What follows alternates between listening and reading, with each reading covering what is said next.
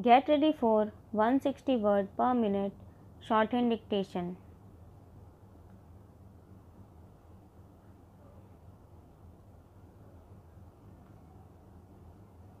Start.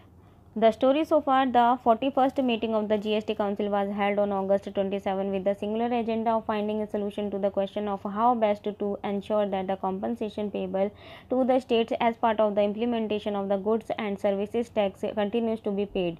The background for the meeting was the fact that the centre and the states were cognizant of the substantial impact on GST collections from the last fiscal year's economic slowdown and more recently the lockdowns and COVID-19 related curbs that have severely shrunk the economy.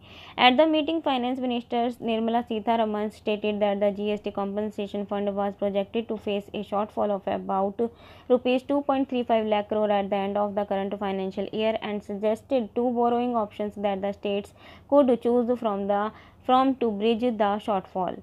What is the GST compensation? The Constitution 101st Amendment Act 2016 was the law which created the mechanism for levying a nationwide GST. Written into this law was a provision to compensate the states for loss of revenue arising out of implementation of the GST.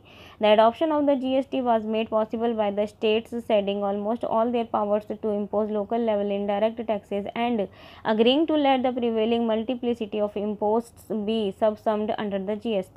While the states would receive the SGST state GST component of the GST and a share of the IGST integrated GST, it was agreed that revenue shortfalls arising from the transition to the new indirect taxes regime would be made good from a pooled GST compensation fund for a period of 5 years that is set to end in 2022. This corpus in turn is funded through a compensation cess that is levied on so-called demerit goods. The computation of the shortfall, the mechanism for which is spelled out in Section 7 of the GST Compensation to States Act 2017, is done annually by projecting a revenue assumption based on 14% compounded growth from the base year's 2015-16 revenue and calculating the difference between the figure and the actual GST collections in that year. For the 2020-21 fiscal year, the revenue shortfall has been anticipated at rupees 3 lakh crore, with the compensation fund expected to have only about rupees 65,000 crore through cess accruals and balance to pay the compensation to the states. How are the borrowing options supposed to work? Asserting that it is under no obligation to make good any shortfall in the GST and that it is up to the GST Council to devise a solution, the Union government has proposed that the states borrow directly from the market by issuing debt under a special window coordinated by the Ministry of Finance. The centre has also contended that of the projected shortfall of about rupees 2.35 lakh crore, only rupees 97,000 crore is the deficit arising out of GST implementation, with the balance rupees 1.3 at lakh crore attributable to an act of God, the COVID-19 pandemic, that is independent of implementation of the new indirect tax regime. Accordingly, option 1 entails the states selling debt securities in the market to raise the rupees 97,000 crore. The centre will endeavour to keep the interest cost on these borrowings at or close to the yield on GSEC bonds issued by the Government of India, and in the event of the cost being higher, bear a part of the difference through a subsidy. This additional borrowing by the states will not be accounted for as a part of the state's debt for purposes of its overall debt calculation, and the repayment of the principal and interest on these borrowings will be done from the compensation fund by extending the period of cess collections beyond 2022. Under option 2, the states can sell debt in the market to raise the entire rupees 2.35 lakh crore shortfall, but with the terms of the borrowing being far less favorable. Crucially, here the interest cost would have to be borne by them, with only the principal being serviced by the compensation fund. Why is there an impasse on this issue? Several states including West Bengal, Kerala, Punjab and Tamil Nadu have rejected the options and made clear that the onus is on the centre to borrow from the market to make good any shortfall in the compensation fund.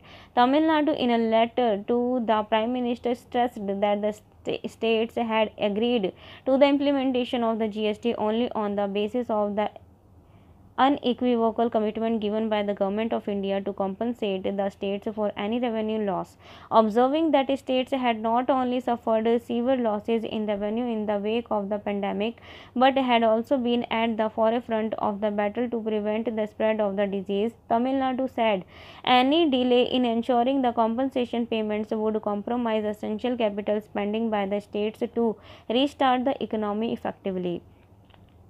These states dismissed the center's contention that any additional borrowing by it would have deleterious macroeconomic consequences and point out that global credit rating agencies essentially monitor the overall general government deficit and borrowing levels.